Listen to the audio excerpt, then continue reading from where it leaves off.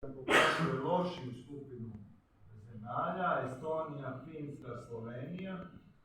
I vidimo da smo tu, evo, 2020 smo najgori, imamo najslabiji rast, dakle s njima, ali se vidimo, ajde, pa smo se popeli do tih skoro 100 gigawatt sati, ali kad pogledamo ove srednje dobre zemlje, kao što su Austrija, Bugarska, Češka i tako dalje, onda smo mi dolje praktički blizu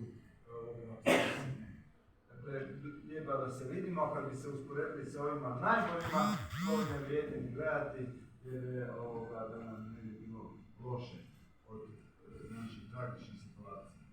I sad, bila je energetska strategija 2018. Nećemo nju gledati. A evo pogledajte najnoviji dokument planski, donesen evo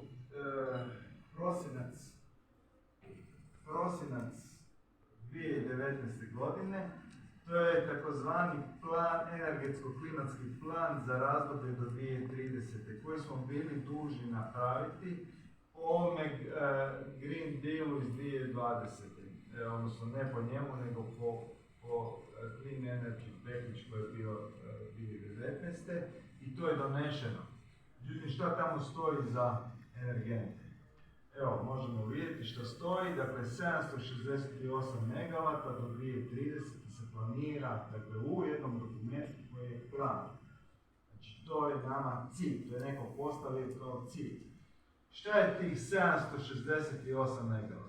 Dakle, da se razumijemo, megavat električnog fotonapona nije isto kao je megavat u nuklearnoj elektrani Krško.